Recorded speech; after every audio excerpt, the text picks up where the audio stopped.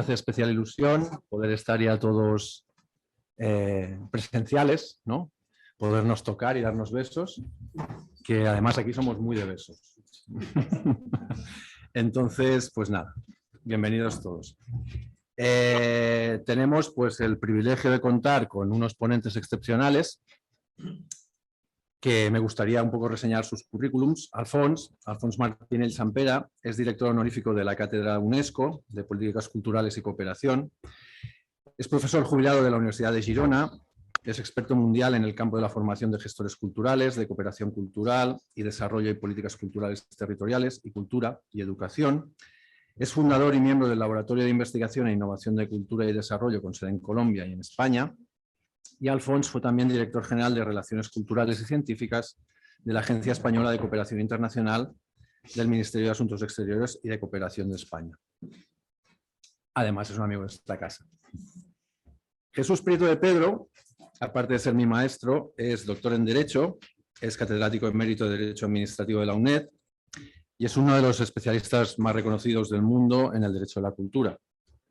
Es titular de la Cátedra Andrés Bello de Derechos Culturales y dirigió desde sus inicios el máster de investigación de Derecho a la Cultura que se imparte en el Instituto Interuniversitario de Comunicación Cultural de la Carlos III y de la UNED. Jesús también fue director general de Bellas Artes y Bienes Culturales y Archivos y Bibliotecas del Ministerio de Educación, Cultura y Deporte de España y es presidente también del Comité Científico de la Fundación Gabeiras. Patricia Gabeiras es doctora en Derecho, es socia fundadora de Gabeiras y Asociados y es patrona de la Fundación Gabeiras, que lleva su nombre. Marta Barahona Arroyo es ingeniera medioambiental y es socia responsable del área de sostenibilidad e impacto de Gabeiras y Asociados. Bueno, pues como os decía al principio un poco, la pandemia ha sido pues una excusa o un catalizador de esa declaración un poco extraña de la cultura como bien básico y de interés, ¿no? Ha sido una declaración un poco extraña porque se introdujo a través de una modificación de un Real Decreto que modificaba una ley, que era la ley del libro, en la que en principio pues no debía ser el sitio para todo esto, pero se ubicó allí. Bienvenido mientras se haga, ¿no? Lo que sí que ha pasado es que después de... Y esa modificación venía en el entorno de unas medidas económicas, básicamente económicas, que el Ministerio de Cultura y otros ministerios, pero en concreto Cultura, pues arrancó por motivo de la COVID, ¿no? Sobre todo para el sector cultural. Pero a partir de ahí sí que realmente no ha habido un desarrollo normativo de lo que es esa declaración. Es una declaración en ese sentido que ha quedado un poco vacua o falta de contenido y realmente ya ha pasado bastante tiempo como para que esto siga así, ¿no?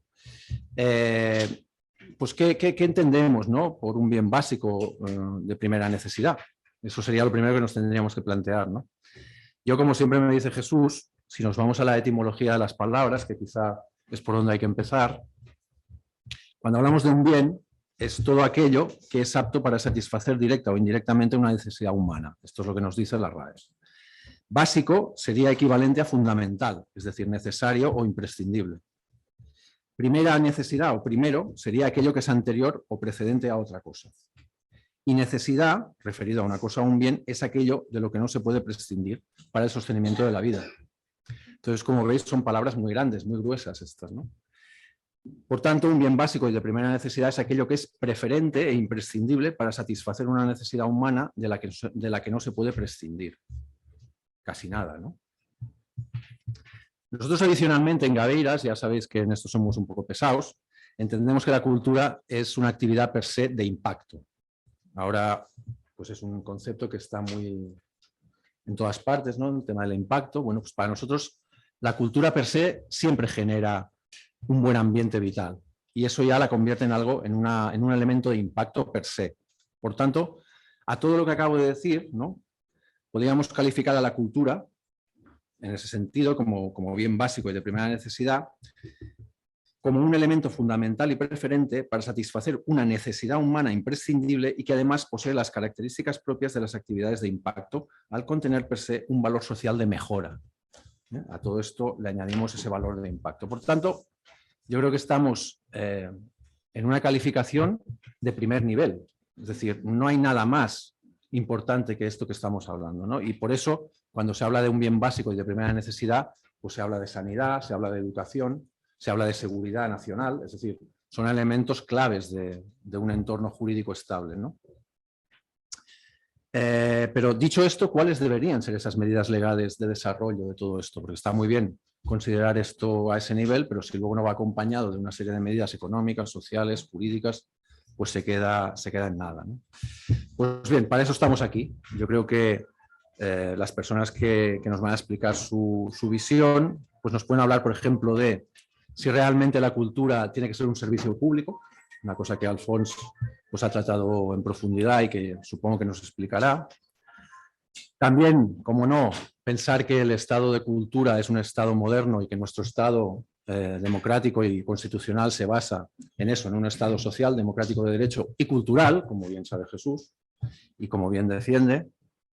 También podemos hablar del papel de las comunidades autónomas como verdadero motor de la actividad cultural y lo local, ¿no? Las administraciones locales como verdadero motor de la actividad de la cultura y, por tanto, quizá una necesaria descentralización y capacitación económica para ello.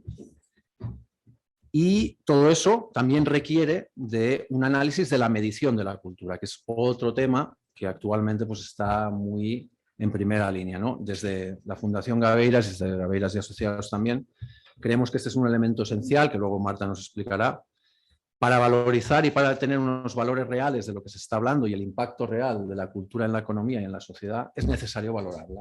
Es necesario tener una medición de lo que realmente provoca, ¿no? Tanto a nivel económico, pero también social, ¿no? Estamos diciendo que es una actividad de impacto. Pues eso es imprescindible y nos va a servir a todos, tanto a la administración como a los privados.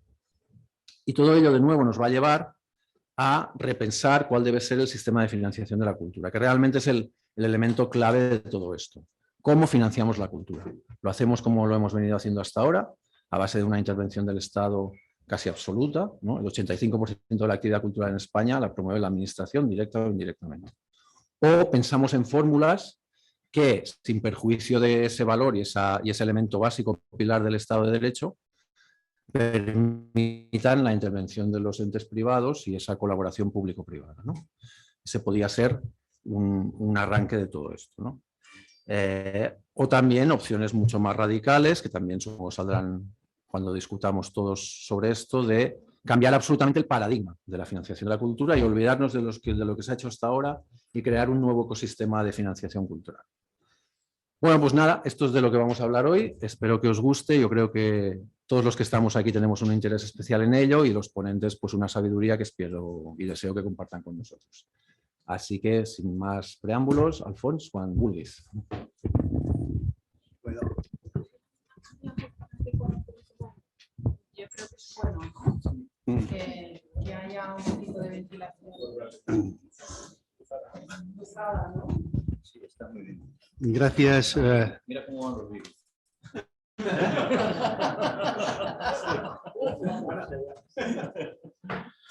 Gracias por la invitación y por la convocatoria, porque plantear este tema no es habitual, como está planteado, y sobre todo sugiere posicionarse en muchas cosas y salir de lo habitual de los posicionamientos en el campo de la cultura.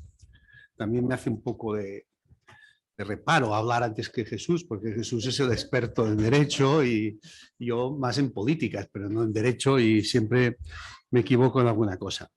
A ver, algunas ideas, porque tampoco se trata aquí de argumentar un gran discurso, ¿no? Algunas ideas que para mí son importantes en relación a este debate. En primer lugar, la reacción en la pandemia por parte de diferentes administraciones y el Senado de declarar la cultura como bien esencial, fue una declaración más. Una declaración más que, como has dicho, si no se estructura de otra forma, queda en una declaración más. La cultura es muy importante, pero no tiene un peso específico en la política general, ¿no? Y así estamos acostumbrados a esta retórica. Sin la cultura no hay desarrollo de la cultura, esta retórica, y estamos así, pero no hay unos avances cualitativos importantes. Lo más interesante quizá de la pandemia fue ver la fragilidad del sector cultural, evidenciar la fragilidad y sobre todo cómo el sector cultural, que son creadores, podía llegar a la pobreza. Podía llegar a la pobreza. Para mí la imagen del Teatre Lliure de Barcelona repartiendo bolsas de comida a la gente del teatro es una imagen que nunca me había pensado que formaba parte de estas imágenes del mundo de la cultura y creo que es importante. Tenemos un sector cultural muy frágil que genera empleo, toda serie de cosas que podamos llamar, tenemos muy frágil y que a la menor distorsión se desequilibra. Se desequilibra mucho. Pero como este sector es un sector que tiene un dinamismo, que quiere actuar a pesar de que esté empobrecido, reacciona. Y ahora nos parece que hay una pax romana ahora de que todo ya funciona bien. Ya se ha recuperado, ¿no? Cuando no se ha recuperado, nada. Entonces, claro, cuando queremos hablar de la cultura como un bien esencial, yo quizá diré muchas cosas para decirlas todas y no poder profundizar mucho, ¿no? En primer lugar, lo que evidenció las medidas del Ministerio y otras medidas de las comunidades autónomas y algunos ayuntamientos fue una incidencia sobre la cultura como sector socioeconómico. Como sector socioeconómico. Pero esto no es la cultura de una sociedad en general, porque poco se reflexionó sobre la cultura como un derecho fundamental de las personas, ¿no? Porque hubieran habido otras medidas, ¿no? Por ejemplo, pongo un ejemplo, lo que descubrimos en la pandemia es el valor de la vida cultural privada, porque las personas pudimos satisfacer nuestras necesidades culturales en lo privado, que ya existía pero que no era tan evidente, y a partir de unas herramientas importantes que eran la conectabilidad. Los hogares que estaban conectados y tenían dinero para conectarse podían satisfacer sus necesidades culturales. Los hogares que no tenían ni aparatos ni conectabilidad, entonces se creó una nueva brecha, que hacía una brecha cultural en ese sentido. Por lo tanto, el tema del derecho de las personas, este derecho de participar en la vida cultural tan importante, porque las políticas culturales, ya lo sabemos, no se fundamentan en derechos, se fundamentan en una idea de un Estado que ofrece al pueblo, lo que yo le llamo el complejo del príncipe, cultura al pueblo, lo que llamo la oferta graciable.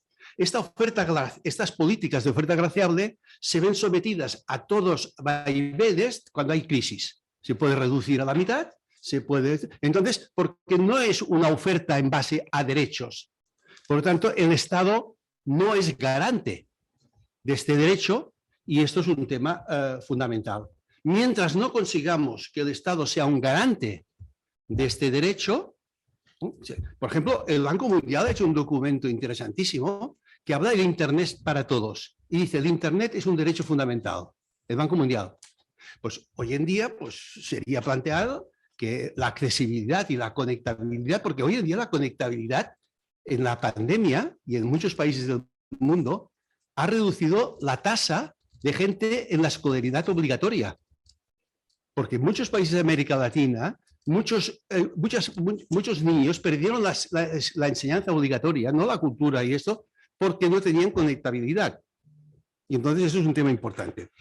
Luego otra cosa es que lo esencial también afecta a lo que es la vida cultural privada y la vida cultural colectiva, que yo creo que es otra dimensión de la cultura poco identificada, aunque el derecho fundamental del 48 y del 66 es el derecho a participar en la vida cultural, el concepto de vida cultural. ¿Qué entendemos por vida cultural, no?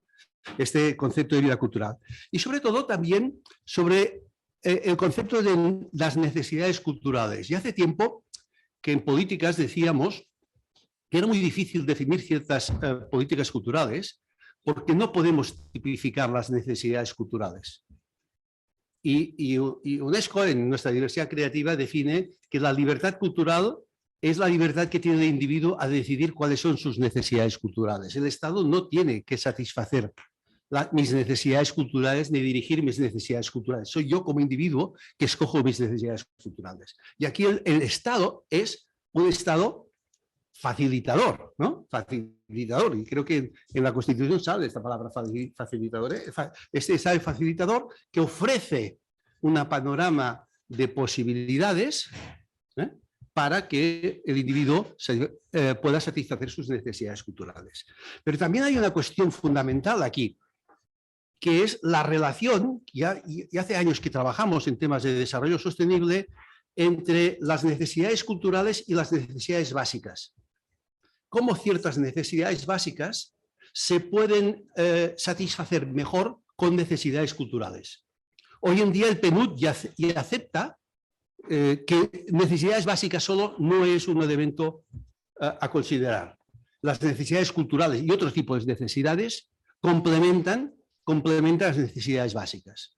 Por ejemplo, la OMS ha hecho un documento con 900 experiencias de trabajo entre arte, cultura y salud, demostrando cómo la necesidad de salud se puede satisfacer mejor y complementar mejor con las necesidades culturales. La idea de la imbricación entre necesidades básicas y necesidades culturales. Eso es una dimensión importante porque aquí sí que si queremos profundizar en lo esencial, aquí hay un elemento interesante. Y luego dos cuestiones que a mí últimamente me preocupan mucho. Una es la idea, yo cada día estoy más convencido que lo que llamamos cultura es un sistema cultural, es un subsistema social, igual que otros sistemas, ¿no? Y entonces, la relación de cómo es imprescindible la relación entre el sistema cultural y otros sistemas sociales. O subsistemas sociales, como queráis decir. Esta idea de una sociedad de sistemas, de Bunge, de Luhmann, de otra serie de cosas que me parece son interesantes. Esta idea de sistema cultural se rompe es mucho más amplio que el de sector cultural clásico. Por esto, en Francia, que se ha hecho una iniciativa de una ley parecida a derechos culturales, está creando enfrentamiento entre la gente que defiende derechos culturales y la gente que defiende los sectores culturales clásicos. La música, cine, etcétera. Porque, claro, estos tienen una parte y aquí tienen que compartir con otros. Por ejemplo, se tienen que compartir con la vida cultural comunitaria, colectiva, con la vida cultural privada, con la vida cultural global, que hoy en día existe. Hay ciertos niveles que son difíciles de dar. Y luego también un evento que yo me estoy especializando más, que es la contribución del sistema cultural al desarrollo sostenible y a esta idea de entender y conceptualizar qué entendemos por sostenibilidad, no desde el referente medioambiental, sino desde el referente cultural. ¿Qué entendemos por sostenibilidad cultural o sostenibilidad desde los referentes de la cultura, como queráis? Aquí tenemos poco campo de reflexión y es un tema que me parece fundamental. Aquello que satisfacer nuestras necesidades en el presente sin perjudicar la satisfacción de las necesidades culturales de las próximas generaciones. Este compromiso intergeneracional en la cultura, porque la cultura mira mucho al pasado, que es importante como memoria, como historia, pero a veces yo siempre les digo a mis alumnos que la cultura mira al pasado y es imprescindible, pero que a veces la cultura es incapaz de vivir en intensidad la contemporaneidad y muy pocas veces la cultura piensa en el futuro. Muy pocas veces. Entonces, esta idea de sostenibilidad, de pensar en las nuevas generaciones, el compromiso de las nuevas generaciones, ¿no? Este tema de que hemos hablado a veces, los estudios de los impactos en cultura, cuando se toman decisiones, etcétera, etcétera. Aquí hay un campo aquí. Y para concretarlo un poquito más, que esto sería mi interpretación, concretarlo en políticas que podrían definir un poco más esta esencialidad y se podrían concretar. Primero, una nueva fundamentación de las políticas culturales en base a derechos. Una nueva fundamentación. Aquí hay el tema de que si el país necesita una ley de cultura o no necesita una ley de cultura. Esto con Jesús llevamos años discutiéndolo.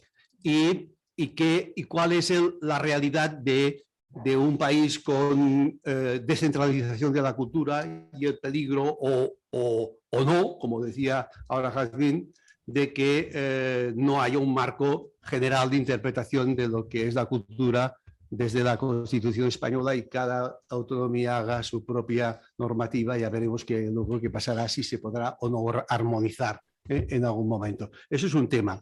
Segundo, el papel del Estado como garante de los derechos, es decir, como facilitador del acceso a los derechos. Yo no creo que la cultura ya solamente es acceso, sino es acceso, es participación, es contribución. Esto lo dice los derechos humanos, pero sobre todo hablando también el respeto a la pluralidad, al intercambio o al mestizaje entre culturas, etcétera, toda esa serie de cosas. Luego esto requeriría, si queremos avanzar hacia declarar lo que es un servicio esencial de la cultura, requeriría un estándar de gasto público en cultura. No tenemos estándar. Por ejemplo, ¿cuál es? Sabemos que el 4, el 5, el 6% del Producto Interior Bruto de educación tiene unos efectos y hay un estándar. En cultura no existe. Se baraja el tema de que el 1% de los presupuestos generales del Estado tendría que ser en cultura, que en las comunidades podría ser del 2%, a menos en mi comunidad se aspira al 2%, y que los ayuntamientos tendrían que estar entre el 4 y el 5%. Pero un estándar, un mínimo estándar, un mínimo pacto, es decir, y luego sabríamos cómo llegar a este estándar. Si planteamos de que España tiene que gastar tanto en cultura para tener un nivel de desarrollo cultural mínimo, pues podríamos decir, pues eso lo conseguiremos en 3, 4, 5, 10 años, lo que sea, pero sabemos dónde vamos. En Francia hay este acuerdo que supera cualquier ideología, que es que en la República Francesa la cultura tiene el 1% del presupuesto de la República. Y esto ni derechas, ni izquierdas, ni centro, ni nada, lo toca. Y esto les da una seguridad al sistema, le da una consistencia mínima. Nosotros no estamos aún a mínimos. Hemos avanzado muchísimo desde la democracia. Yo soy de aquellos que empecé a trabajar en gestión cultural en el 79, y se ha avanzado muchísimo y tal, y digamos así. Pero yo creo que no hemos llegado al mínimo, ni hemos recuperado aquel decalaje que había con Europa, que es lo que se hizo en Europa en los años 50, 60, 70, de llegar a un nivel. Entonces, esto se tendría que definir un poquito, pero al margen de las políticas en un momento determinado, decir, bueno, pues el modelo es este y aspiramos a este, y esto desde cualquier ideología. Luego, otro tema que yo he defendido mucho últimamente es el establecimiento de unos servicios culturales mínimos para la ciudadanía. Ya sé que es complejo, pero debemos de empezar. ¿Qué son unos servicios culturales mínimos para la ciudadanía? Y esto unido a la perspectiva territorial. No es lo mismo en la ciudad que en lo rural, en el centro que en la periferia. Servicios culturales mínimos, que es aquello que... Y esto es un atrevimiento. Pero es que si no se establece un mínimo, no podemos poner un objetivo al sistema cultural, porque será lo que cada momento le salga de la cabeza a un político o a un técnico o a quien sea, ¿no? Si no, tenemos que tener, y esto con un máximo consenso, porque todas las medidas en cultura son preferibles trabajar en consensos importantes. Y luego, el tema de la financiación. Ya he dicho presupuestos, pero de financiación. Pensamos que, tú has dicho una cosa, pero quien financia la vida cultural, mayoritariamente, somos las personas, los ciudadanos. La vida cultural, La vida cultural, y si tú miras el gasto, los datos que tenemos de la encuesta de consumo cultural, etcétera, lo que gasta cada hogar, ¿no? Lo multiplicas, gasta mucho más que las estructuras del Estado central, autonómico y municipal, ¿no? Y luego equilibrar esto. No puede ser a una hora que los municipios, sin tener, entre comillas, competencias, solo tiene la competencia de una biblioteca para los mayores de 5.000 habitantes, sin tener competencias estén gastando el 68% del gasto público en cultura. Y que aquella famosa, no sé si alguno de ustedes la oyeron del modelo de Estado que teníamos aquí en los años 80, que era 50, 25, 25, 25% del gasto público en general, para los ayuntamientos, 25 para las autonomías, 50 para el gobierno central. Esto se ha roto, ¿no? Pero quien ha salido perjudicado de todo esto es los ayuntamientos, que aún siguen recibiendo del paquete del Estado entre 14 y 15% del gasto público, igual que tenían en los años 80, asumiendo muchas más competencias. Y son los que gastan más en cultura.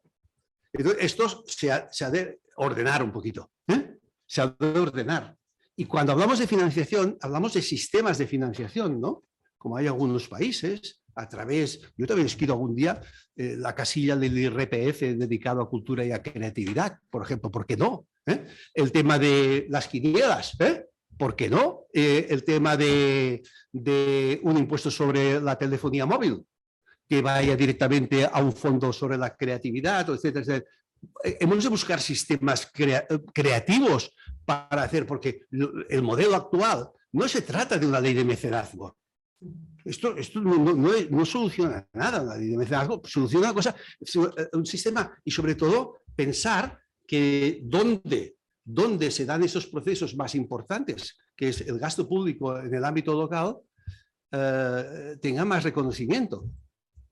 Porque claro, si el ámbito local se retrae, el sistema cultural lo va a sentir mucho. Y hoy en día hay interventores municipales que están intentando bloquear el gasto público en cultura y en las artes, porque dice que no es una competencia, y están presentando recursos que no es una competencia del ayuntamiento. Y si hay esto tendría que ser una alarma, será un desastre. Un desastre. Y luego el tema público-privado, toda esa serie de cosas que quieran. Pero yo, para terminar, no quiero alargarme más. Quizá he dicho muchas cosas y si queréis algunas las puedo desarrollar un poquito más. Pero este tema de cambiar de perspectiva, la mirada, tenemos que mirar la cultura ya como un sistema mucho más amplio, que interactúa con los otros sistemas sociales y que hemos visto que salud y cultura se interrelacionan y se influencian. Educación y cultura es el tema constante en ese sentido.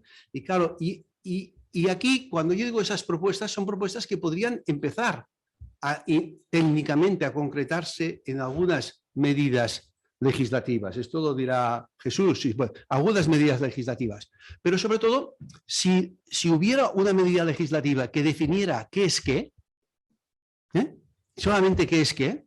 Por ejemplo, ahora Jesús nos hablará qué entiende él por sistema cultural. ¿Cómo definimos el sistema cultural? Si fuera esto posible, ya empezaríamos a estructurar la cultura. La cultura no tiene un avance estructural desde hace 20 años. No tiene, es el mismo. Figúrate los organigramas. No han cambiado ni los organigramas del ministerio, de las consejerías y tal. Siguen los nombres y esto de las nominaciones del siglo XIX. Y entonces falta ver una lectura diferente. Pero no añadiendo, pues mira, ahora haremos una dirección general de innovación tecnológica, de cultura digital, tal, no. Sino una lectura un poco más integral de entender cómo es el sistema cultural de ahora, pero sobre todo, ¿cuál es el sistema cultural que queremos dejar para nuestros hijos y nuestros nietos?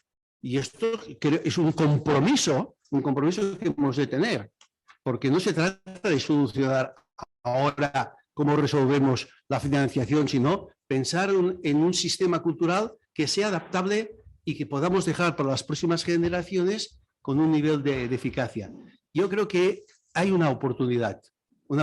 En un artículo de estos de pandemia, que estabas encerrado en tu casa sin hablar con nadie, yo dije, hemos de desorganizar o deconstruir la institucionalidad cultural para aprovecharla y crear una nueva institucionalidad cultural.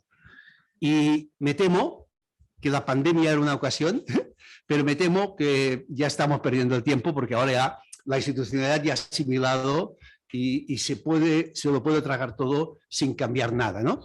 Y este es fijaos bien, este es el elemento del sistema cultural, bueno, sistema cultural, de la cultura que no la sitúa en una perspectiva de sostenibilidad. Es incapaz de cambiar. Si es incapaz de cambiar porque se asimila a sí mismo, entonces sí que habremos dejado un sistema cultural para las próximas generaciones no adaptado al futuro. Yo creo que ese debate es el debate de decir qué sistema cultural queremos en el futuro. Gracias.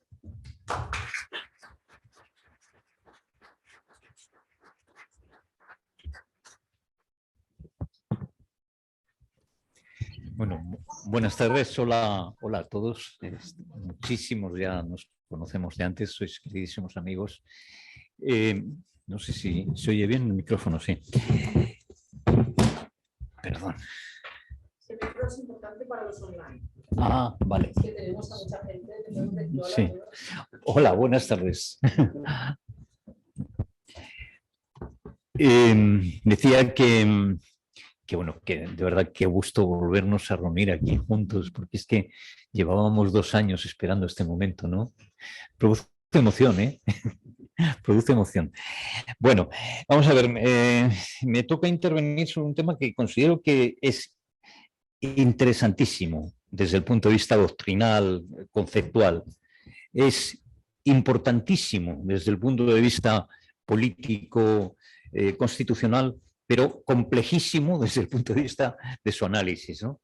Porque una vez más el legislador nos ha endosado una declaración bastante difícil de concretar. Pero sin embargo, quiero reconocer que esto ha sido un paso muy importante y es una de las cosas buenas que ha dejado el virus, porque sin COVID probablemente no hubiéramos llegado nunca a esta declaración. Quiero recordar que no empezó en España, esto ha sido recogido por esta declaración del libro a todos los efectos como bien básico y primera necesidad en el punto 4 que se añade a la ley del libro del 2007.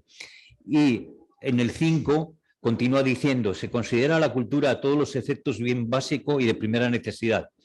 Lo cual crea ya también un problema un poco en técnica legislativa de un desencaje sistemático, ¿no? Porque eso pues debería estar o en más leyes, para irlo repitiendo, pues haber modificado también pues, la ley de patrimonio cultural o la ley de cine, pero bueno, lo han hecho aquí en la ley del libro a continuación de la consideración del libro, que era lo propio, ¿no? Entonces decía que bueno, que esto nos lo deja el COVID como un saldo bueno, como algo positivo, porque bueno, pues los estragos que produjo el COVID, que ha producido y que sigue todavía produciendo el COVID sobre la vida cultural, sobre todo una parte de la vida cultural más... Estaba por poner el reloj para no pasarme mucho, ¿no? Me pasaré mucho, en todo caso.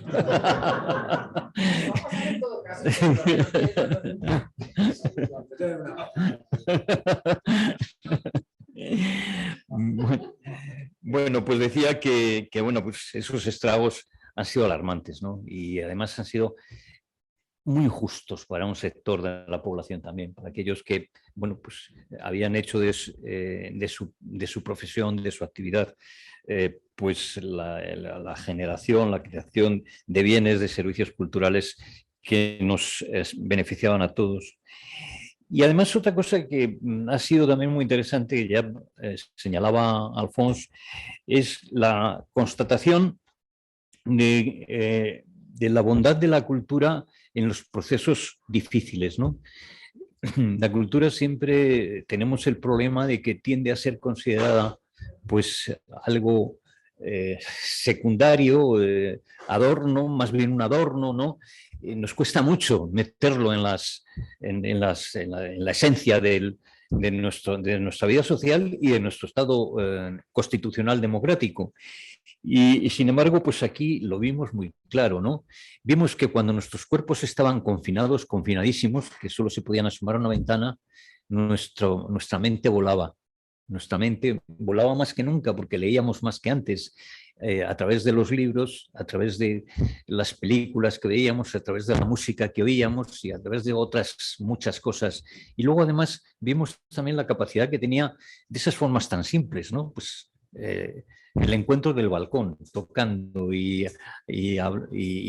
desarrollando actividad musical. Creo que esto hay que constatarlo también como algo que forma parte de la realidad que vivimos ahora. Y bueno, pues esto, a mi juicio, es de lo más importante desde el punto de vista jurídico que ha dejado esta etapa, ¿no?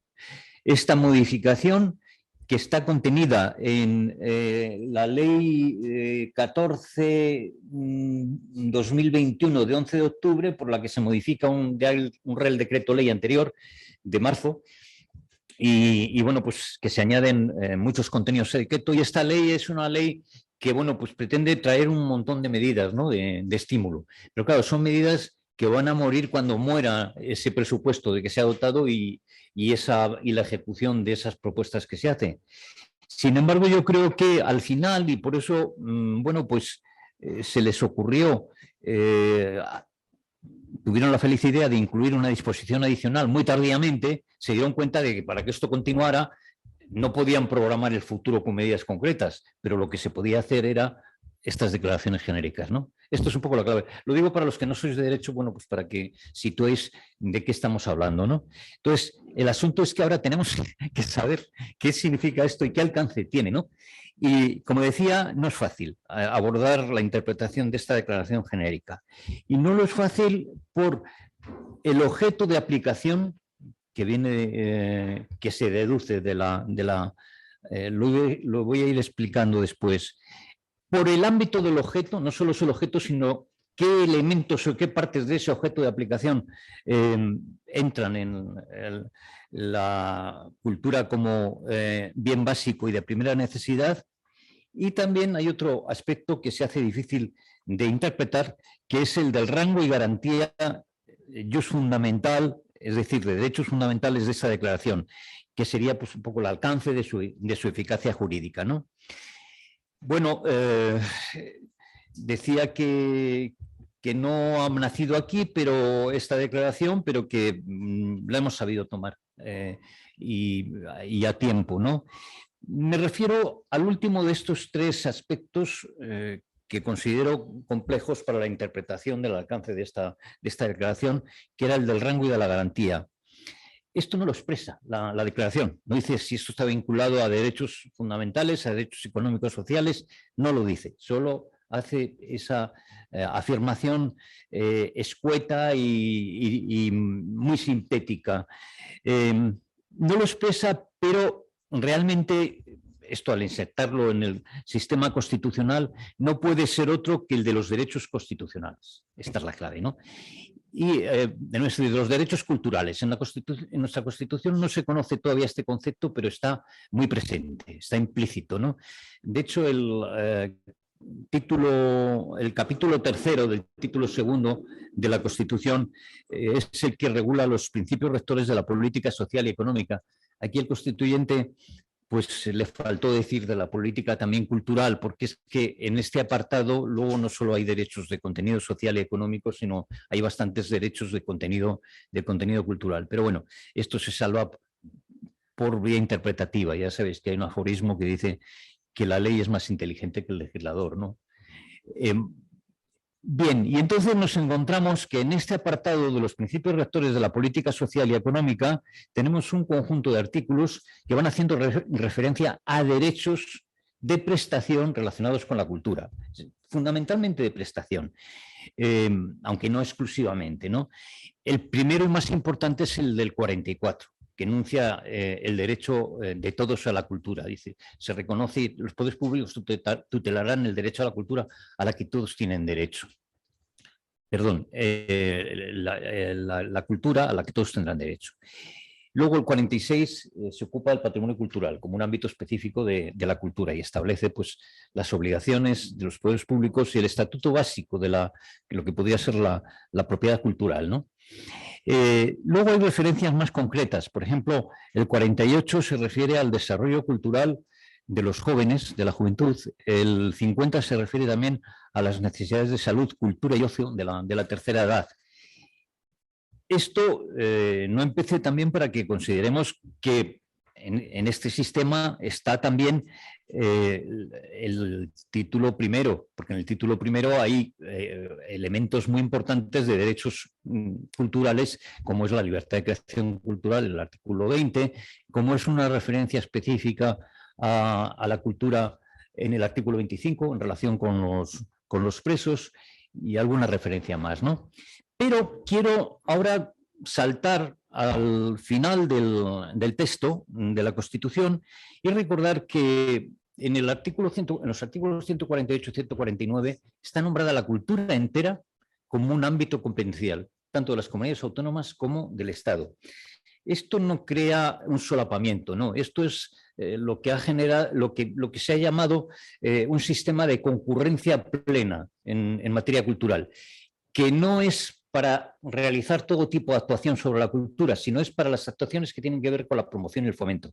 Porque lo que no podríamos es tener un sistema paralelo de sanciones, de servicio público, porque entonces eso sería ingobernable, sería ingestionable, ¿no? Pero en cambio la promoción sí. Cada ente público territorial tiene un ámbito preferente, lo dice la jurisprudencia del Tribunal Constitucional, es decir, no exclusivo, no excluye a los demás, pero tiene un ámbito preferente de valores de comunidades a las que representa, que tiene que desarrollar, que tiene que poner en práctica, ¿no? Bien, entonces, aquí tenemos un artículo 149.2 de la Constitución, muy olvidado, que dice que, sin perjuicio de las competencias que correspondan a las comunidades autónomas, el servicio de la cultura será un deber y atribución esencial del Estado. Este artículo tiene varios planos de lectura. Hay un plano de lectura que yo personalmente, en el que personalmente me entretuve, desarrollé bastante hace años en una publicación en el que explicaba que esto tenía que ver también con que en la Constitución no solo había culturas territoriales, no solo había culturas locales, sino que también había un plano de una cultura común, compartida por todos. Y que aquí se le estaba recordando al Estado, oiga, no olvide esto. Esto además tiene un precedente, un antecedente muy claro en el artículo 48 de la Constitución de la Segunda República de 1931. El artículo 48 dice: la República considerará el servicio de la cultura un deber y atribución esencial y lo prestará a través, fijaos qué curioso, esa era una idea muy ilustrada, lo prestará a través de instituciones educativas en todo el territorio de la República, ¿no? Y eso es lo que, bueno, pues con algunos cambios se ha trasladado hoy. Digo que yo desarrollé esa perspectiva, pero no excluía y apuntaba, lo dejaba más ligeramente esbozado, que también se pudiera entender que esa esencialidad, deber esencial, significa que se le estaba echando al Estado una carga, una encomienda muy fuerte, muy directa, porque no se hace en ninguna otra materia en la Constitución, no se formula así en ninguna otra materia, ¿no? De esto que estamos declarando ahora, la cultura como deber y atribución esencial. Bueno, esto daría para hablar mucho, pero ahora no me puedo detener en ello. Quiero, bueno, luego recordar que también las corporaciones locales tienen atribuciones tradicionalmente en materia de cultura. La Ley de las Bases del Régimen Local del 85, los artículos 25, 26, 27, 28 tienen, primero, competencias, algunas competencias en materia de cultura, por ejemplo, de espectáculos. Luego tienen servicios mínimos, por ejemplo, y eso lo va graduando por tamaño de los municipios, hasta 5.000 habitantes deben tener una biblioteca como servicio mínimo. Lo que pasa es que esa ley, yo no sé por qué, dieron un paso atrás respecto de la propia ley franquista del año 56, que tenía una posición más fuerte en la cultura, en las competencias municipales, porque el artículo 28 dice que ya la cultura entera, la cultura, dice, en todo caso será un servicio complementario, ¿no? Entonces, yo no lo entiendo eso. Ellos tenían que entrar también en la concurrencia en la medida de sus posibilidades, ¿no? Pero que yo creo que sería lo lógico, lo razonable, ¿no? Bueno, y por último, para justificar el rango creo que hay que apelar ya a otros preceptos que no hablan directamente de la cultura, pero que son fundamentales. Principio de dignidad humana. El corolario más importante del principio de dignidad humana es la libertad de desarrollo de la personalidad, la libertad de desarrollo personal, ¿no?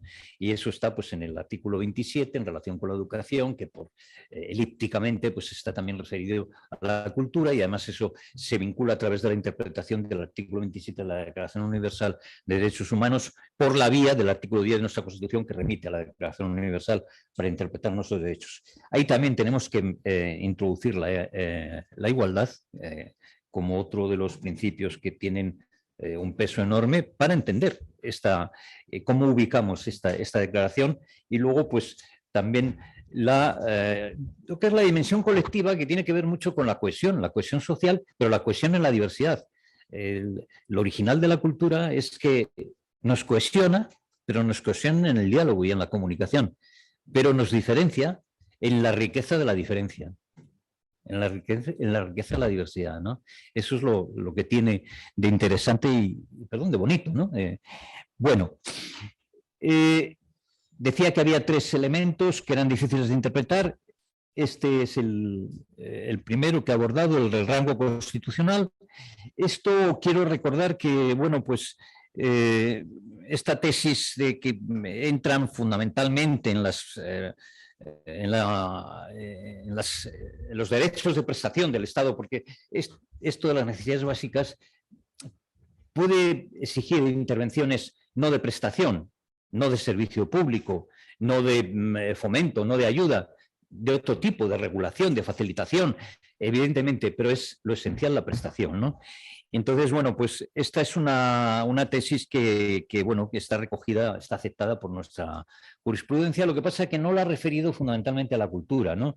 Hay un artículo del profesor Carlos Valmayor, publicado hace unos años, que analiza esto y, bueno, pues lo plantea bien, pero lo explica en el conjunto de los derechos económicos sociales, ¿no? Pero aquí metemos también, evidentemente, consideramos incluidos la cultura. El objeto de la aplicación, que era el segundo elemento que señalaba antes, o era el primero, pues creo que es lo más fácil de interpretar, porque el objeto de aplicación ya viene definido en un caso en el apartado 4 de la ley del libro, de la nueva redacción del artículo 1 de la ley del libro. El libro, no hay ninguna duda, la propia ley del libro, el artículo 2 y siguientes, define de forma técnica y muy precisa lo que es ese instrumento cultural, ese bien cultural, el libro. Y luego la cultura. La cultura no está definida en ningún sitio. Ahora bien, podemos construir un concepto, una noción inmanente de cultura en el texto constitucional, se puede deducir, y bueno, pues llegaríamos a la conclusión de que aquí entraría pues, todo lo que entendemos comúnmente como cultura, ¿no? Que hay que aceptar una noción abierta, no cerrarla ahora, no circunscribirla, ¿no? Y en este punto, pues me gustaría señalar que, aunque habla de bienes, hay que entender bienes y servicios, porque hay una acepción de bienes que no se limita solo a los bienes, también incluye los servicios, ¿no? Por ejemplo, Susana y Fernando, pues vosotros bien conocéis que en el sistema de la OMC, ¿no? Hay un momento en el que, pues, por ejemplo, el propio cine, que en Bretton Woods en el 47 eran bienes, luego se consideró servicios, quiere decir que ahí hay un trasvase, ¿no? No podríamos hacer una interpretación de este precepto en esa línea restrictiva. Y por último me refiero, en esas 3 cuestiones que hay que interpretar, el ámbito del objeto. Sabemos que es el libro, la cultura en todo lo que se puede descomponer, pero luego, claro, esto no significa que todo lo que está en el libro, que todo lo que está en la cultura vaya a entrar en esta calificación de bien básico. Esto sería inmanejable, por un lado, y además no sería coherente, sería absurdo, ¿no? Entonces, pues bueno, habría que ir delimitando, ¿no? Dice la ley bien básico y bien de primera necesidad. Yo he visto, por ejemplo, pues que en esta jurisprudencia a la que me refería antes, que citaba Carlos Valmayor, pues que habla de necesidades esenciales, lo traduce como necesidades esenciales, es decir, que aquí se nos introduce otro concepto, el de esencialidad, ¿no? ciertamente el concepto de bien básico de primera necesidad está menos utilizado en el derecho. Sí que hay, por ejemplo, quiero recordar que en la ley de la dependencia hay normas que sí que hacen referencias más o menos literales, ¿no? Pero que en el derecho se utiliza más el concepto de esencial, de bien esencial, ¿no? Eso está, por ejemplo, en relación con el derecho de huelga, la preservación de los servicios esenciales de la comunidad, y el artículo 128 de la Constitución dice que que la riqueza nacional, que el Estado se podrá reservar bienes o dice recursos esenciales, ¿no? para la comunidad. El concepto de esencial nos resulta más claro en el derecho. Sin embargo, el concepto de bien básico de primera necesidad es muy utilizado y está muy trabajado en el ámbito de la teoría económica. Para ellos, los bienes de primera necesidad son bienes ordinarios, aunque con sus peculiaridades. Son bienes ordinarios, pero que satisfacen necesidades esenciales. El pan, la leche, la energía, tenemos alimentos, la ropa, ¿no? Bueno, y ellos lo que dicen es que esos bienes, cuando se satisfacen, la gente ya salta a otro tipo de bienes. Esa es la característica, pero que no obstante son bienes ordinarios, ¿no? Que no siguen incrementando, porque ya no, si tienen ya la leche suficiente, pues no siguen comprando. Comprarán a lo mejor algunos una leche un poco más cara, un poco mejor, pero ahí no hay un salto como en otros ámbitos. Pues no sé, en el ámbito de la ropa suntuaria, pues uno va comprando y no termina. O si quiere comprarse coches a los que les gusten, comprarse Lamborghinis con las mascarillas, pues bueno. Entonces,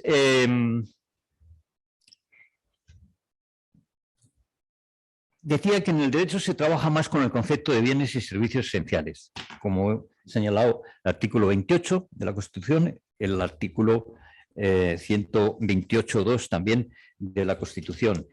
Y tenía aquí, porque el concepto de servicios esenciales, aunque no se aplica aquí directamente, porque está referido a otra cosa, está referida pues a un límite al derecho de huelga, ¿no? Pero el Tribunal Constitucional ha avanzado mucho. Al principio encontraba muy difícil, le costaba mucho entrar en este concepto, pero bueno, hay una sentencia del año 92, la sentencia 8/1992, de 16 de enero, que sistematiza y sintetiza la jurisprudencia constitucional precedente. Y ya fija un concepto claro. Dice: al declarar que la noción de servicio esencial de la comunidad hace referencia a la naturaleza de los intereses a cuya satisfacción las prestaciones se endereza, entendiendo por tales los derechos fundamentales, las libertades públicas y los bienes constitucionales protegidos. Esto me parece un hallazgo muy importante, ¿no? Para que avancemos en la interpretación de este concepto de bien básico y de primera necesidad. Esta vinculación con los derechos fundamentales y esta esencialidad de la prestación. Y bueno, pues en este punto, pues ya me atrevería a afirmar que lo esencial viene a equivaler pues como a un mínimo vital de los derechos económicos, sociales y culturales, como un mínimo vital, ¿no? Que bueno, esto a los administrativistas, ¿te acuerdas esa frase, esa expresión que nosotros utilizábamos tanto de Forschhoff, de Alemania, de la procura existencial? La procura es eso, se trata de encontrar un mínimo, una procura existencial, ¿no? Por parte del Estado para que la sociedad pues, pueda desarrollarse en unas mínimas condiciones de igualdad y de bienestar. Aquí hay jurisprudencia alemana que parte ya en el año 91, que continúa en el 2001 en esta dirección, muy interesante, y también jurisprudencia francesa, ¿no? Entonces, lo que interesa resaltar es que aquí han tocado un punto, una cosa que es muy interesante desde el punto de vista jurídico, y es que pues ellos hablan de las conquistas del Estado social a través de los derechos de prestación, que pertenecen al ámbito de configuración del legislador, pero que el legislador al final tiene un elemento, un mínimo indisponible, que es precisamente ese mínimo vital, ¿no? ese elemento esencial, de ese no puede disponer, lo tiene que respetar, ¿no? A partir de ahí puede crecer, ¿no? Y entonces, bueno, pues lo que han desarrollado es una tesis que me parece que, bueno, pues es muy interesante, que es la de la irreversibilidad de los derechos sociales, ¿no? Derechos económicos sociales. Y aquí podríamos hablar también de la irreversibilidad, deberíamos hablar de la irreversibilidad de los derechos culturales, ¿no? Bueno, al final, según esa sentencia que he citado antes del Tribunal Constitucional, pues para el derecho de huelga, que es otra cosa, pero que trabajan también sobre este mismo concepto, pues a mí me gustaría concluir que estamos ante una noción abierta, pero vinculada a los derechos fundamentales. Tanto sea de prestación, de libertad, una noción abierta, pero vinculada a los derechos fundamentales. Bien, otro tema que habéis aludido y que has abordado, Alfonso, voy a ser muy breve porque ya veo que...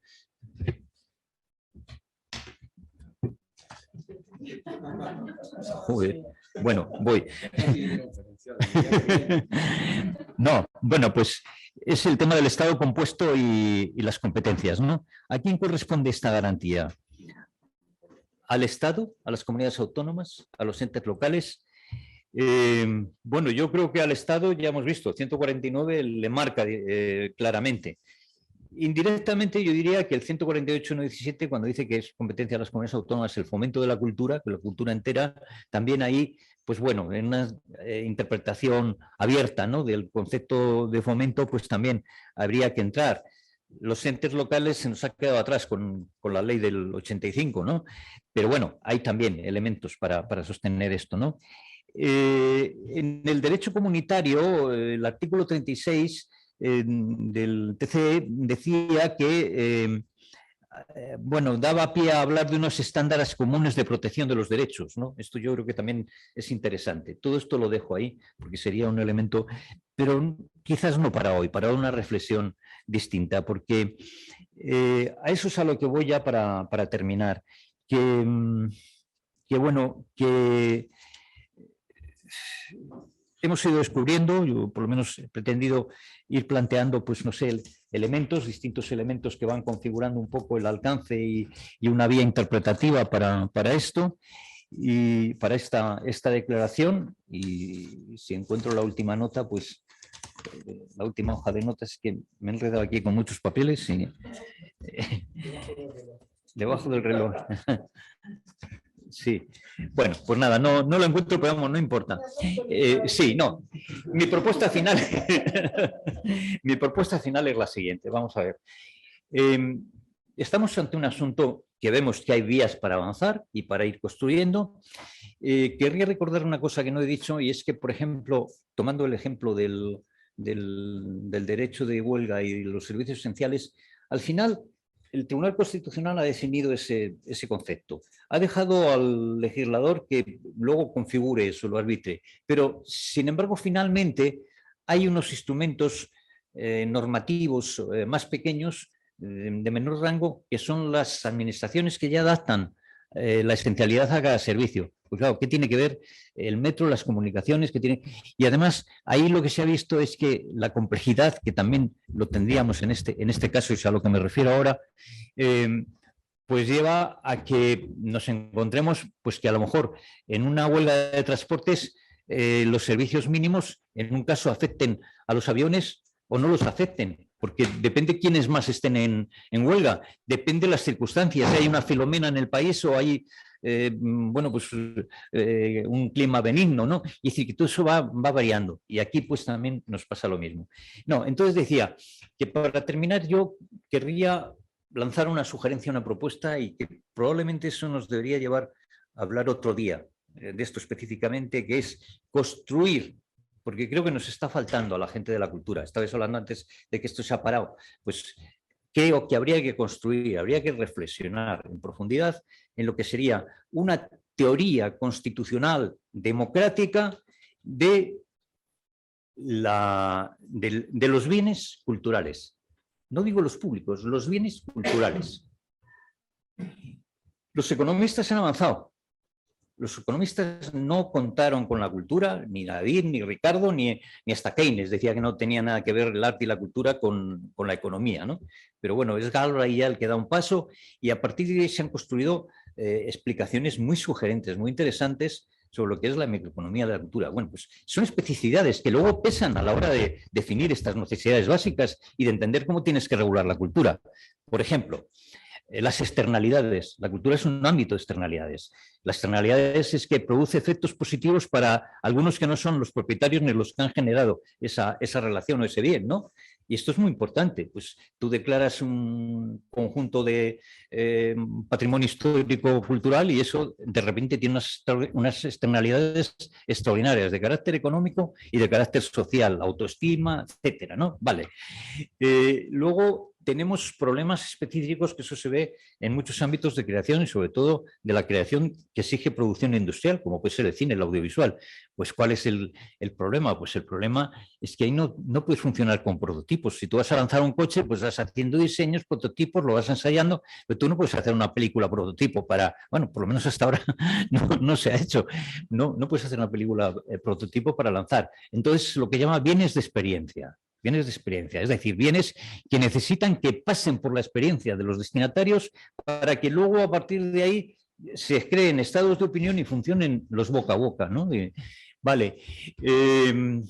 Bueno, hay más. Está el famoso tema del mal endémico de las artes escénicas y la música de Baumol, ¿no? La desgracia de los costes, ¿no? Porque hay determinados ámbitos de la cultura, como es el de las artes escénicas, en el que no se beneficia el paso del tiempo, ni 200 años se beneficia desde el punto de vista técnico de los avances que se han podido dar en el ámbito de la especialidad, de las especialidades técnicas, porque un violín se toca el mismo y se toca de la misma forma, ¿no? Pero en cambio sí que se ha producido una mejora absolutamente razonable, pero una mejora enorme de los intérpretes de esos violines, de los costes de puesta en escena, etcétera, etcétera. Y eso va subiendo, ¿no? Y bueno, pues eso es el mal endémico de las artes escénicas y de la música, que es real, ¿no? Y eso además pues es una de las razones por las que tiene que haber políticas culturales. Pues si no hay políticas culturales, pues eso se acabaría perdiendo, ¿no? Bueno, hay más cosas, pero no me detengo en ello. Ya, lo último que digo es que luego ocurre lo siguiente, que la cultura es muy heterogénea, es muy diversa por todos los ámbitos, todas las diversas materias, asuntos, temas que comprende, y entonces nos encontramos con que las soluciones, porque si hay algo que caracteriza a los bienes y servicios culturales es que son portadores de dos cosas, como hemos dicho, de derechos fundamentales, por un lado, y de interés general, de intereses generales, por otro, ¿no? Y entonces, ¿qué pasa? Que luego vemos que el legislador ha encontrado, en función de las características, la idiosincrasia de cada uno de esos campos, esos ámbitos, esos objetos, ha encontrado soluciones muy distintas para preservar ese interés general. Y entonces, que esto es muy importante a la hora de definir el bien básico y de primera necesidad, ¿no? Y entonces pues, nos encontramos con que pues ahora está la teoría de los bienes comunes. Eso no está recogido en el ordenamiento, pero a mí me parece que es un concepto muy importante que habría que analizar, ¿no? Como el nivel más alto, ¿no? De los viejos commons medievales, pero actualizados, puestos al día y constitucionalizados. Luego tendríamos pues, los bienes públicos, y los bienes públicos pues, serían, por un lado, bienes de dominio público, y ahí nos encontraríamos con que determinados bienes, la técnica de protección es el monopolio del dominio público por parte de los poderes públicos, caso de los bienes arqueológicos. Ahí no cabe propiedad privada, no hay excepción, ¿no? Luego tenemos bienes públicos y bienes privados. En el ámbito del patrimonio pues puede haber cuadros o esculturas o museos públicos y privados, y públicos de dominio público, ¿no? Vale. Y luego tenemos pues lo privado, y entre lo privado y lo público pues encontramos una gama enorme de situaciones en las que hay pues intervenciones de los poderes públicos específicas que están enfocadas, que están dirigidas al interés general. Dicho esto, al final, bueno, pues digo, esto hay que reflexionarlo, hay que recolocarlo todo, hay que recolocar esto en una teoría de los bienes culturales constitucional y científica. Y digo científica porque hay muchas aportaciones que no nos debemos inventar las cosas, ¿no? Y que la clave hoy, a mi juicio, está fundamentalmente en las garantías jurisdiccionales, en las garantías económico-presupuestarias, en las garantías de participación social, en las acciones públicas, las acciones populares. Por ejemplo, pues qué sé yo, a todo lo que has añadido tú, que has dicho cosas que me han parecido muy interesantes, Alfons, en esta línea de las garantías, pues hubo hace mucho una posibilidad de recurrir frente a los presupuestos municipales, cuando estaban en periodo de formación, de preparación, recursos ciudadanos frente a los presupuestos municipales. No me acuerdo ahora del detalle, ¿no? Pero era cuando no incluían partidas para determinados servicios mínimos, ¿no? Sí, la ley de base, sí, efectivamente. Bueno, pues, perdón, me he pasado, pero bueno, ya lo sabía. Gracias.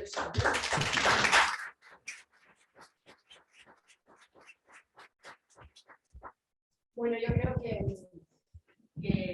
el tiempo contigo siempre está bien empleado. Sí. Así que, vamos a darle paso a Marta y nada, yo Jesús simplemente añadir que quizá, a ver si luego tenemos un momentín para hablar de la ley canaria. Sí, perdón, sí, pero luego hablamos, que un poco es la plasmación en parte de todo esto que acabas de explicar. En realidad está ahí. Está ahí, luego lo hablamos. Venga, ¿te pones aquí? No, aquí ya está. Bueno, hola a todas y a todos. ¿Qué tal? Voy a ser, yo creo que bastante breve. Sí, no te preocupes. Bueno, pero va a ser muy breve y un poco, yo creo que ya en línea con lo que comentaban Alfons y Jesús, que siempre es un placer escucharles.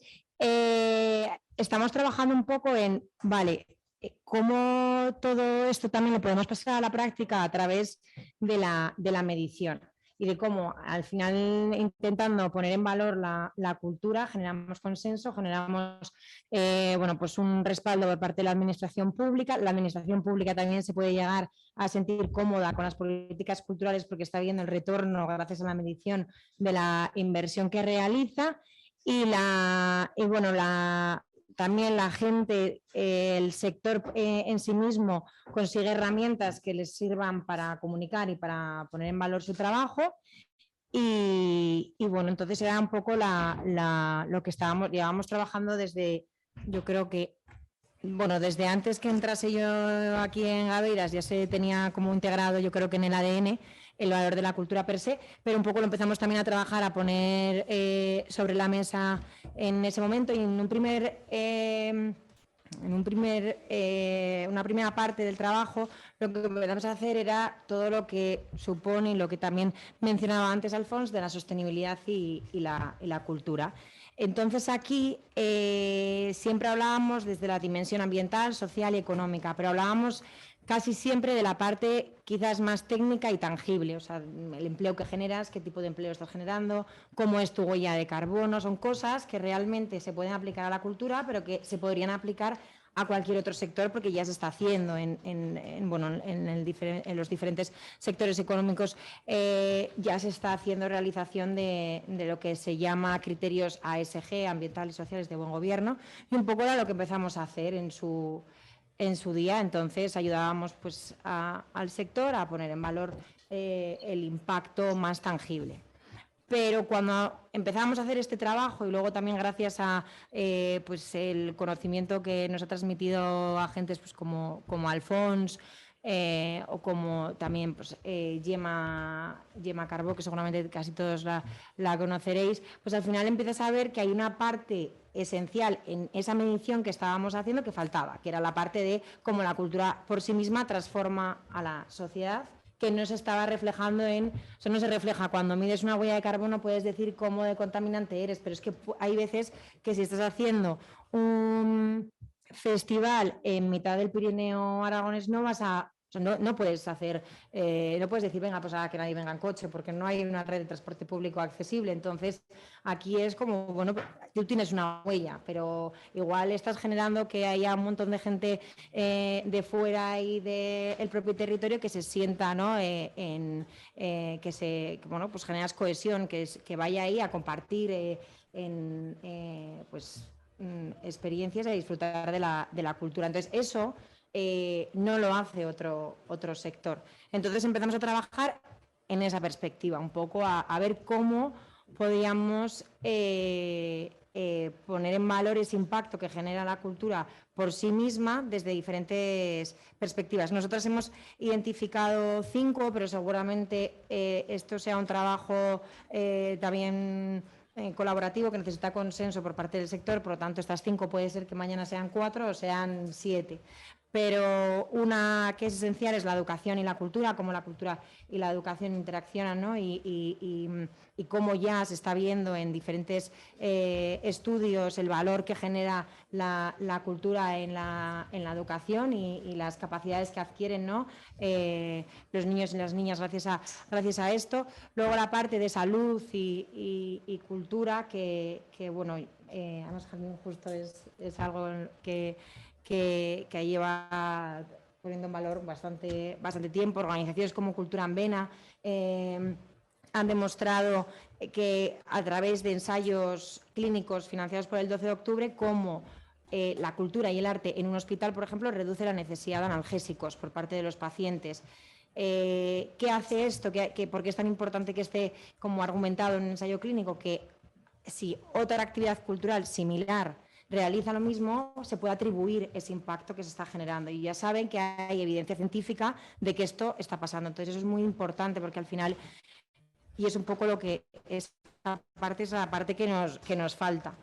Luego está la parte de cohesión social y territorial, ¿no? Cómo tú puedes generar a través de cierta actividad cultural bueno, pues un vínculo al territorio de la gente de fuera y de la gente propia del territorio también, darles un espacio. Además, muchas veces, pues, por ejemplo, el espacio público, que muchas veces está en desuso o incluso nos está dando un valor adecuado, pues gracias a la actividad cultural, pues estás permitiendo a la gente del territorio no solo acceder, que es importante, pero también participar y crear, ¿no? Que eso es justo, hace poco escuché a Alfons esto y me pareció muy interesante.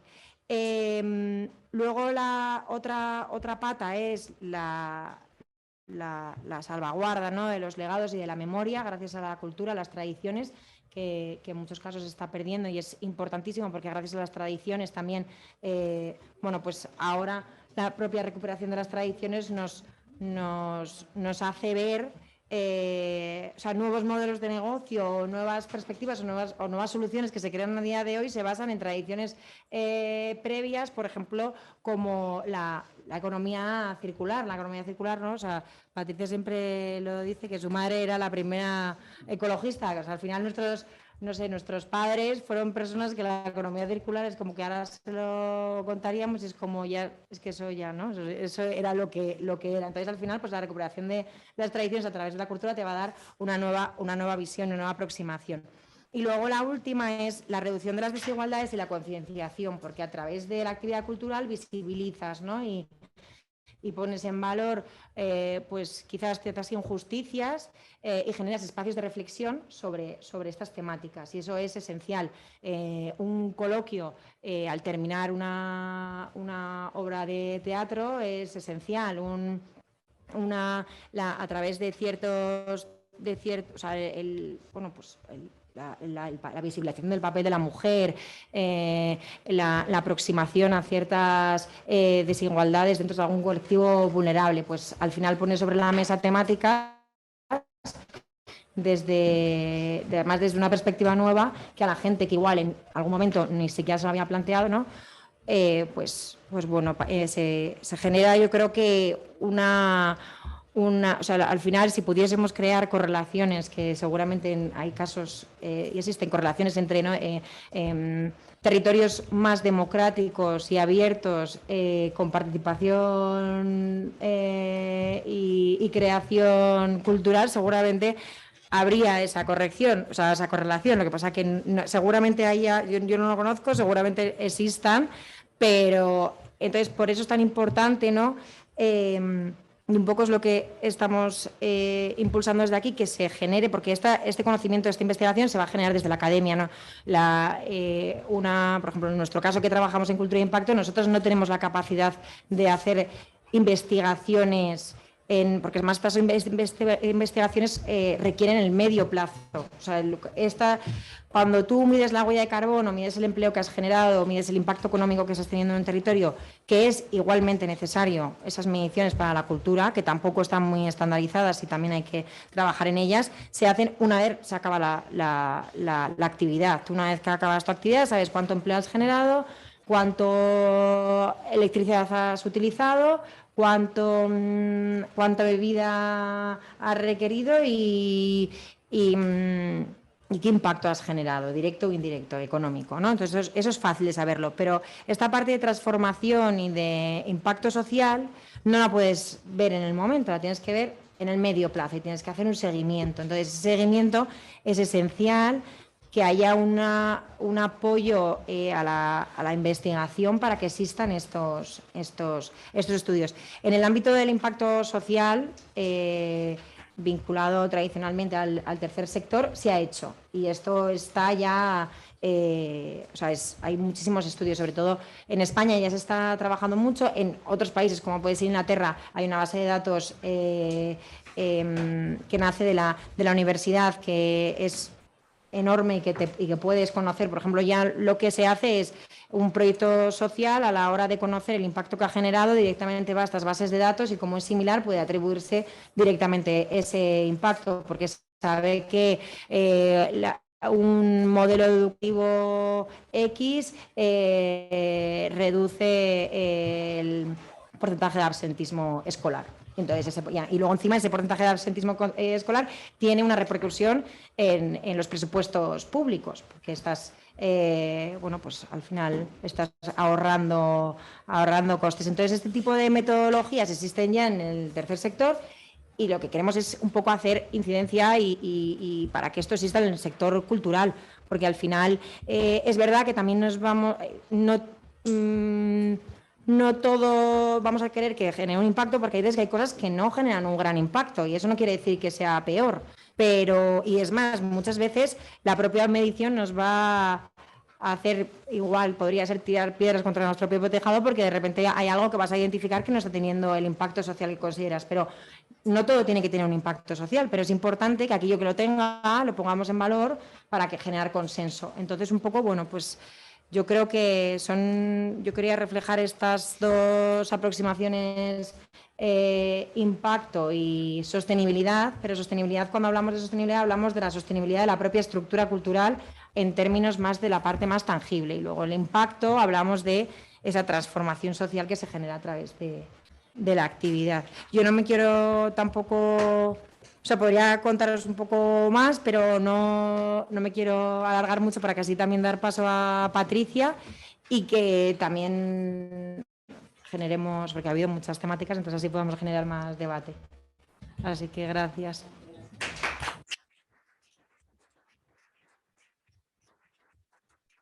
Pues muchas gracias, Marta, por la consideración. Yo quiero pedir disculpas porque está claro que nos hemos equivocado con la gestión de los tiempos, porque el tema es lo suficientemente importante y además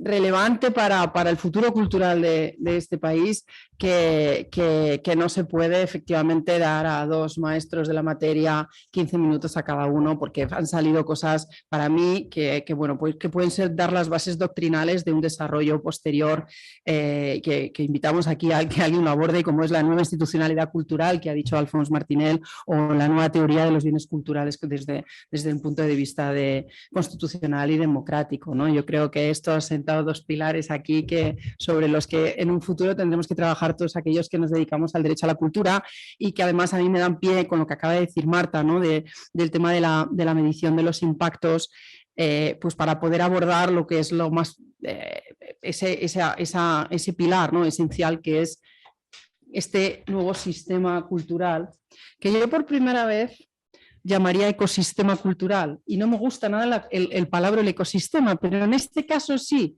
porque el sistema son normas, reglas y principios, y el ecosistema es los entornos que regulan la vida de los seres vivos. En tanto que estamos hablando de la vida cultural, sí que podemos hablar de un ecosistema cultural con propiedad, y no como lo utilizan muchos, que el ecosistema está en la boca de todos ahora mismo, ¿no? Pero a mí en este caso de la cultura, en tanto que estamos hablando de vida cultural, sí que no me parece. Y entonces hablabais de un nuevo paradigma, ¿no? de una nueva estructura. Es cierto que existían muchas razones dentro del derecho, como ha dicho Jesús Prieto, para poder ya entender que la cultura era un bien de primera necesidad.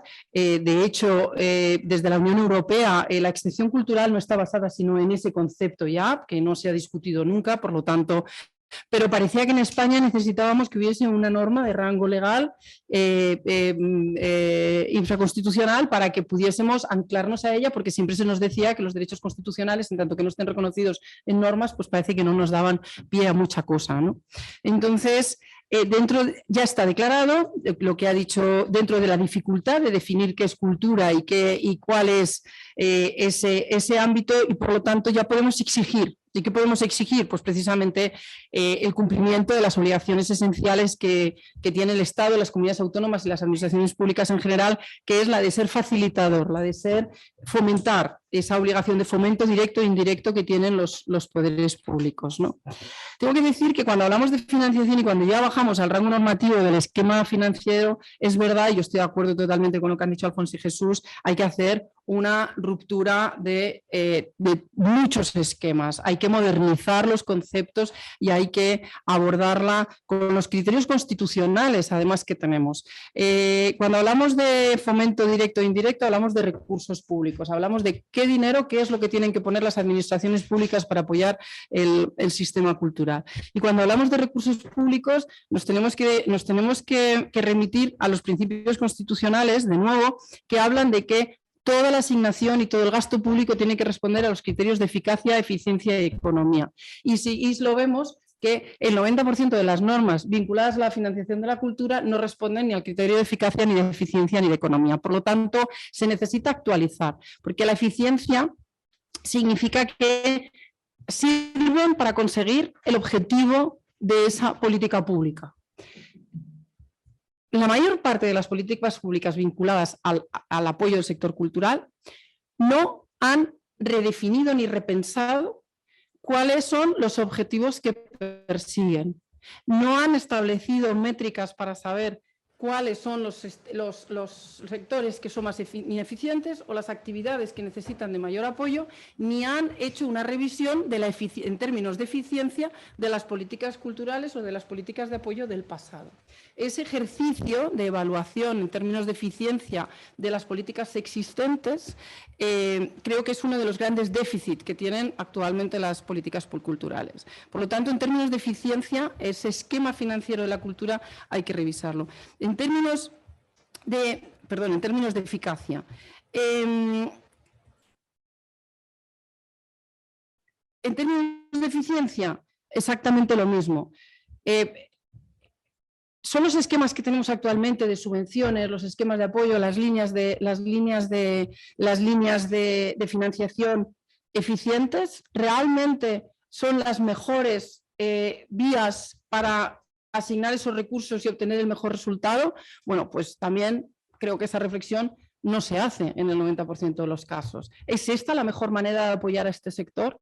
Y en términos económicos, yo afirmo que tampoco se está actualizando estas políticas culturales, estas políticas de apoyo a la cultura, porque el principio de economicidad es el que se utilicen los recursos, los mejores recursos y más idóneos que presenta el mercado en cada momento. Es decir, nosotros seguimos con un esquema de subvenciones y con respeto a señor Lasalle, a Susana de la Sierra y a Jesús Prieto, que estuvieron en un momento determinado con unas competencias y unas responsabilidades políticas y que además en su legislatura y en su periodo se modificó en particular la ley del cine con esta finalidad, pero realmente existen múltiples sistemas y múltiples herramientas ahora mismo de financiación novedosas, que son innovadoras y que podrían además mejorar enormemente el resultado en términos de eficiencia de los recursos públicos, ¿no?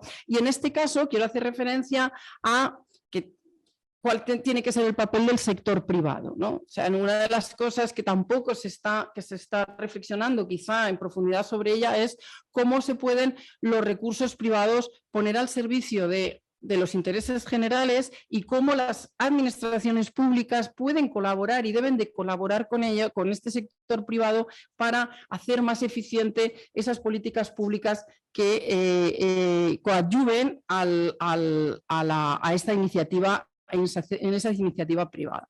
Y realmente es muy difícil remover los esquemas de estas colaboraciones públicos-privadas, pues por también nuestro ordenamiento jurídico. Tenemos unos corsés y tenemos unas limitaciones a través de la ley de contratos del sector público, de cómo se conforman los presupuestos, etcétera, que nos permiten poco margen de mejora de innovación en este sentido. Y no podemos olvidar que también es un área en la que trabajamos mucho en el despacho, que ahora mismo está todo lo que se llaman las inversiones de impacto, el sector de impacto, las empresas con propósito. El sector privado, un determinado sector privado está concienciado que no puede ganar dinero a toda costa, que tiene que alinear sus intereses con los intereses públicos y con el interés general. Este ecosistema o este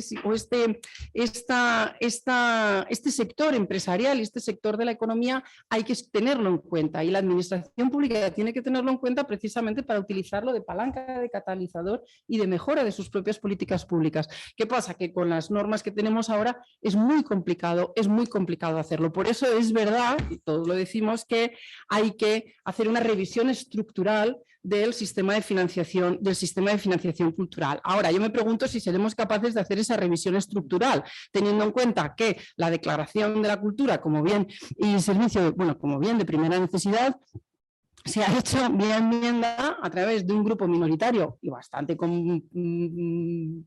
conflictivo como puede ser Bildu, y que finalmente ha sido aprobado por todos los grupos. Es decir, no viene precisamente esta modificación tan importante y esta declaración tan importante de una pretensión de reforma estructural, ni porque haya habido un proceso de revisión y de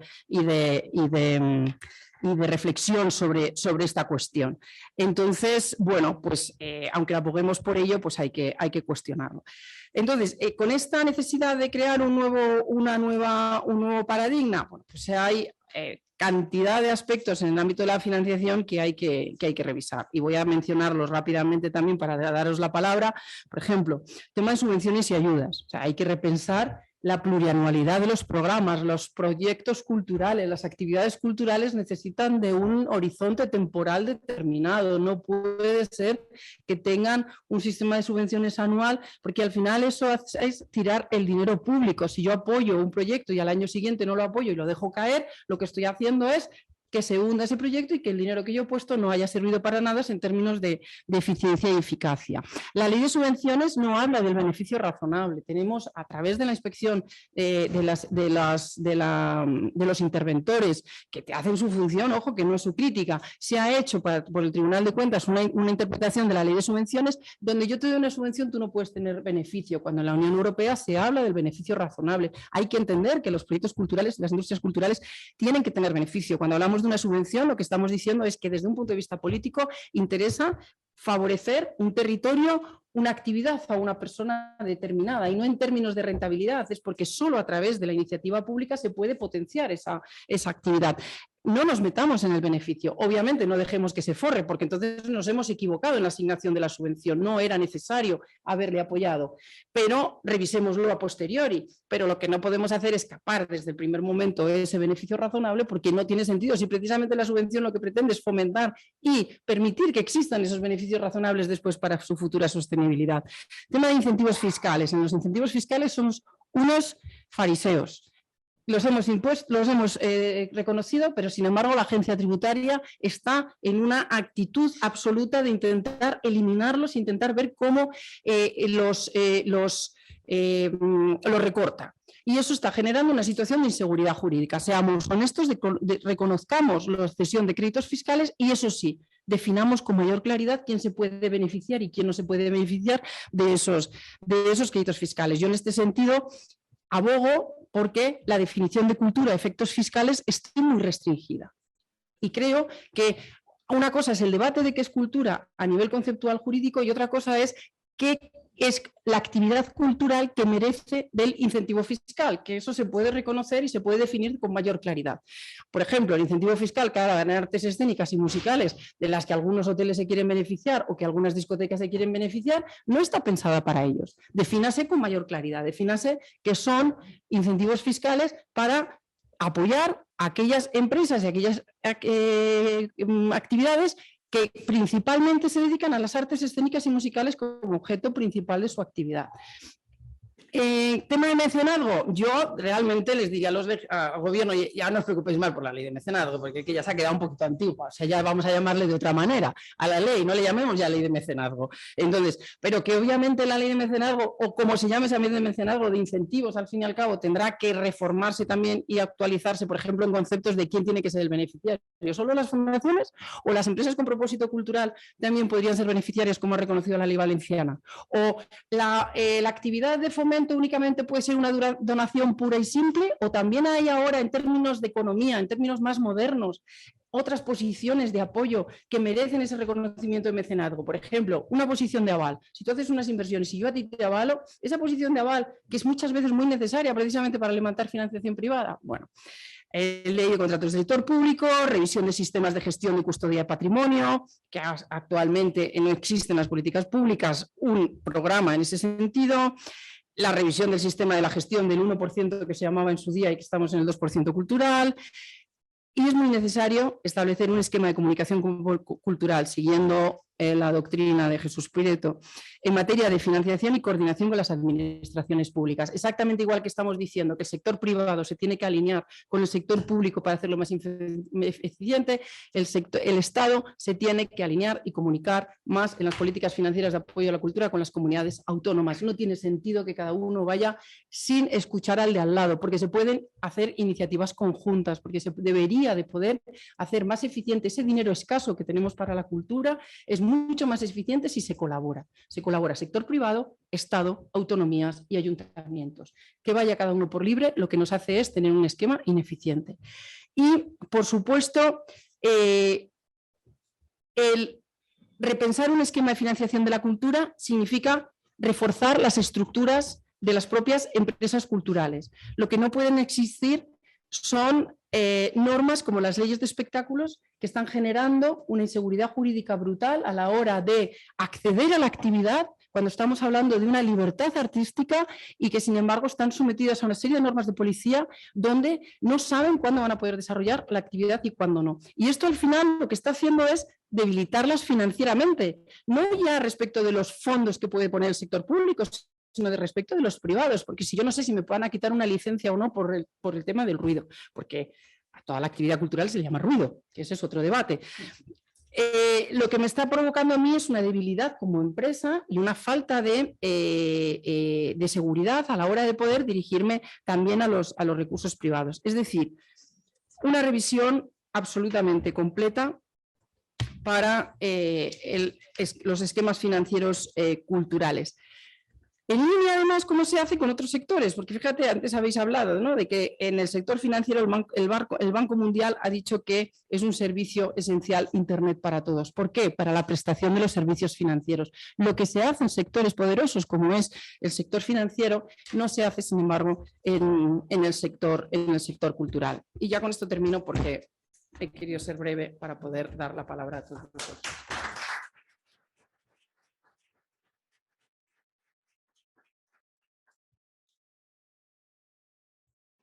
Bueno, ¿quién quiera hablar?